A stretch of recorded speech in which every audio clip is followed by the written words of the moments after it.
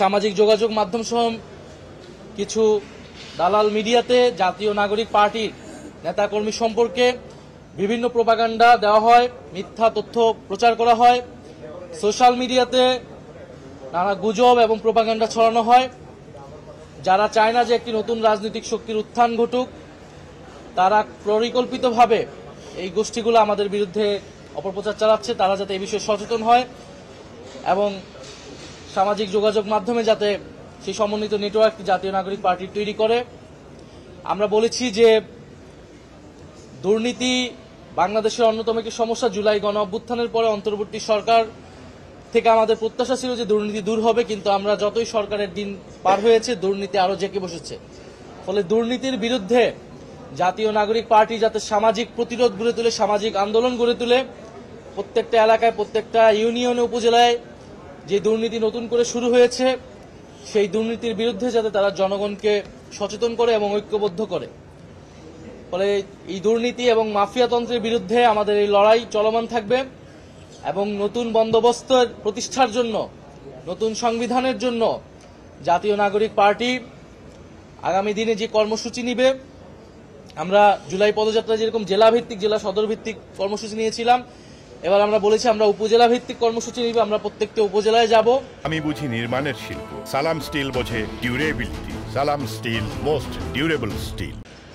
এবং আমাদের অলরেডি উঠান বৈঠক নামে একটি কর্মসূচি চলমান আছে গ্রাম এবং ইউনিয়ন পর্যায়ে। আমরা এবার উপজেলা ভিত্তিক কর্মসূচিতে যাব এবং জাতীয় নাগরিক পার্টির যে 24 দফা কর্মসূচি রয়েছে, সেই 24 দফা কর্মসূচির প্রচারণা নিয়ে আমরা মানুষের দ্বারে দ্বারে আবারও যাব। অক্টোবরের মধ্যে আমাদের সাংগঠনিক কমিটি হবে এবং অক্টোবরের মধ্যে আমরা বাংলাদেশের প্রতিটি উপজেলায় আবারও পৌঁছাবো এবং জাতীয় নাগরিক পার্টি লক্ষ্য উদ্দেশ্য নিয়ে জনগণের কাছে যাব।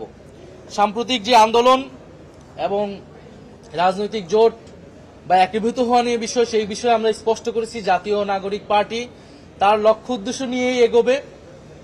কোন রাজনৈতিক গ্রুপ যদি মনে করে যে এই লক্ষ্য উদ্দেশ্যের সাথে তারা একমত, তারা আমাদের সাথে আসতে পারে।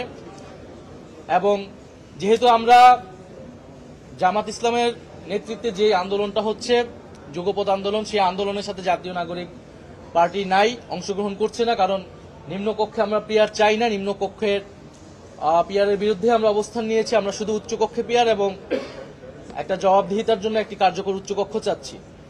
ফলে সেটাকে নিশ্চিত করেই যাতে জুলাই সনদ বাস্তবায়ন করা হয়। ফলে আমরা এই মুহূর্তেই কোনো জোট ভিত্তিক আমরা চিন্তা ভাবনা করছি না যে আমাদের যে বড় রাজনৈতিক দল রয়েছে তাদের সাথে, বরং জাতীয় নাগরিক পার্টি তার স্বতন্ত্র রাজনৈতিক উদ্দেশ্য নিয়ে আগাবে এবং জনগণকে ঐক্যবদ্ধ করবে। এটাই ছিল আমাদের সার্বিকভাবে আজকে জাতীয় সমন্বয় সভার মেসেজ সারা দেশের আমাদের নেতাকর্মীর প্রতি এবং সারা দেশের মানুষের প্রতি। এক, আমরা জাতীয় নির্বাচন এবং গণপরিষদ নির্বাচনের জন্য সাংগঠনিকভাবে প্রস্তুতি নিতে বলেছি। দ্বিতীয়ত, আমরা আওয়ামী লীগের কার্যক্রম, ফ্যাসিবাদী দোসর এবং দুর্নীতির বিরুদ্ধে সামাজিক প্রতিরোধ গড়ে তুলতে বলেছি এবং আমাদের যেই সাংগঠনিক বিস্তার সেটা যাতে আগামী 1 মাসের মধ্যেই ইউনিয়ন পর্যন্ত, ওয়ার্ড পর্যন্ত চলে যায়, সেই জন্য আমরা দিক নির্দেশনা দিয়েছি।